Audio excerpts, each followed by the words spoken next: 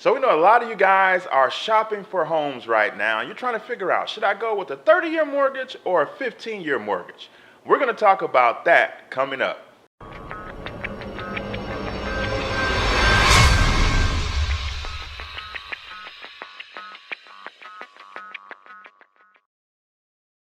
Welcome back to an all-new edition of the Sunday Night Sit Down with America's #1 money couple. I'm Talent. And I'm Ty, and we're from hisandhermoney.com, where we're managing money, marriage, and everything in between. The Sunday Night Sit Down is being brought to you by our friends at Policy Genius. That's your go-to spot to find all of your needs in regards to insurance. They have an awesome tool that's totally free. You can just input your information and it will spit out quotes to see if your current insurance is meeting your needs or if you may need to switch. So all you have to do is go to hisandhermoney.com/policygenius to find out more details. And of course, we'll put the link in the description box below. Well, it is home buying season, and we know a lot of you guys are in the market. You're out and about with your agent and you're looking online at different ads. And we know that for a lot of people, you're trying to figure out the financing because that's such a big part of the home buying process.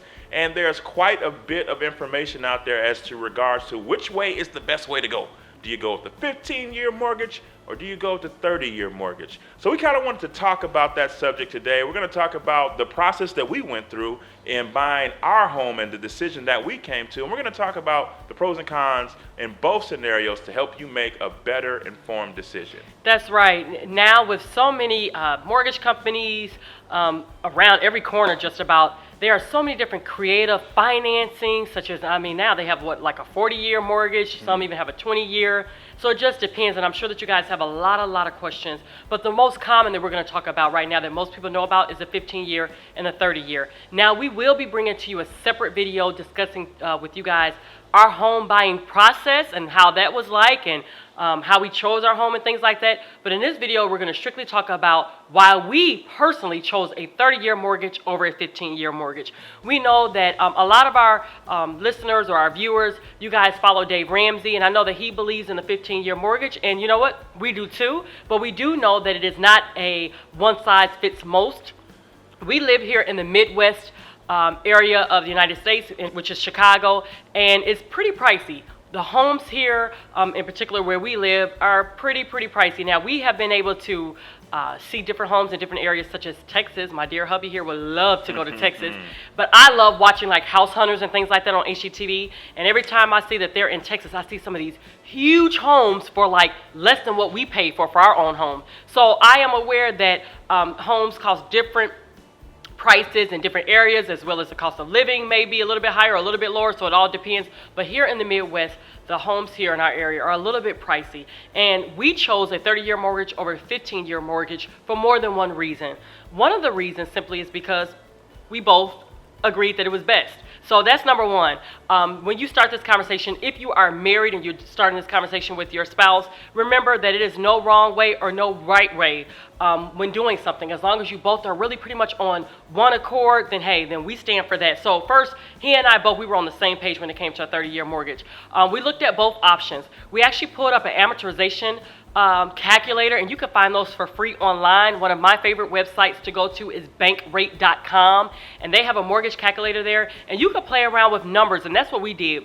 We played around with numbers. When we purchased our home, we were approved for much more than we wanted to be approved for. So, however, we did not use the entire dollar amount that the banks were willing to give us.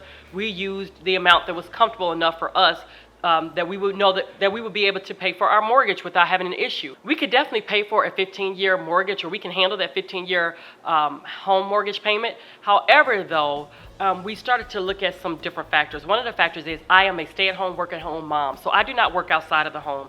My husband is the only one that pretty much brings in, I like to say, the stable paycheck for our family. And so we knew that in the event that, let's say, if he was to get laid off of work or if something was to happen, maybe he got injured or ill or anything like that. We did not want that added stress of having to come up with the 15-year mortgage payment no matter what, because we believe in paying our bills on time, and we believe in making sure that we can afford it. And so we knew that if we were to choose a 30-year mortgage but pay it as if we were paying a 15-year mortgage or less, then we knew that that was one of the reasons why that was probably the better decision for us. Yeah, it comes down to discipline. For us, we have a high level of discipline in the area of personal finance. We've been through a lot, we've learned a lot, and along the way, we have built up a resolve and a discipline in the handling of our money. So it made sense for us to do the 30-year as opposed to the 15-year because we have the discipline to pay ahead on the 30-year mortgage. And like my wife said, we wanted to be in control. Part of our core message to you all, the reason we come with all this great content here on YouTube or our podcast on iTunes or even at hisandhermoney.com is because we want to put you in control of your personal finance situation. Right now, for a lot of you all, Sallie Mae and Bank of America and JP Morgan Chase are in control of your personal finance situation. And so for us, we felt more in control by having the 30-year mortgage, again, a lower payment as opposed to this higher payment that we would be handcuffed to. By us having the lower, more affordable payment on the 30-year, we can apply more money when we have the ability to, and we can hold back and just pay the traditional payment if we need to in certain situations. So it came down to us being in control and us having a high level of discipline. For you all, I don't know. Is that the case? That's right. One of the talking points that you all are going to have. Because a 15-year mortgage might make sense if it forces you to be more disciplined and get from underneath a mortgage quicker, then a 15-year mortgage would make sense. Or if you're in a place where the cost of living isn't as high and a 15-year mortgage payment is still within your budget, then definitely do it. But for us and for others who are in metropolitans like Chicago, New York, or LA, and places like that where the cost of living is very, very high, don't put yourself in a financial bind by agreeing to a 15-year mortgage just because a finance guru just says that that's the only way to go. Right. You have to look at your situation personally. Right. That's why it's called personal finance. And that's why we want to stress this point even more, that it does not necessarily mean what area you live in. That's not what we're saying. We're not making this video or telling you guys, depending on where you live, then you need to choose a 30-year. No, but we're telling you one of the reasons why we chose a 30-year over 15, because our home was a little bit pricey. But however, we knew that we were going to be gazelle when it came to paying off our mortgage. We knew that we didn't even want to keep our mortgage for 15 years. Hey, we knew we didn't even want to keep it for 7 or 5 years. You know, the sooner we could pay it off, the better. So in our case, we knew that we were going to aggressively be paying it off, and that's what we did. We have been in our home now, it's about to be 3 years, and we have knocked off well over 13 years already off of our 30-year mortgage. We shared with you guys a video on how $130 knocked off 13 years off of our 30-year mortgage, and it was just applying small principles, so you definitely want to make sure that you check that out. Now, we also knew that once we paid down our mortgage to a certain amount that we kind of felt comfortable, we knew that we were going to be able to revisit in the future a possibility of refinancing. So that future is actually here. We actually sat back and we actually discussed, we said, hey, should we refinance right now to a 15-year mortgage? So therefore, a majority of our payments will be going towards principal along with the additional amount of money that we're throwing at our mortgage. So what we did was we did our homework, we shopped around, we looked at many different companies, and we saw a particular bank here which they had an affordable refinance program where all we would have to pay is $299. So not a lot of money right there. So you guys want to make sure, that is another tip here, and I'm probably going into maybe a future video, but you want to make sure that anytime you are refinancing your home or even purchasing a home, that you look at just more than just the interest rate. You want to look at the closing costs. Sometimes you may not be able to recoup that closing cost, or it does not make sense for you to pay that amount of money in closing costs if you're not going to be able to recoup it in the amount of time that it takes you to pay off your home.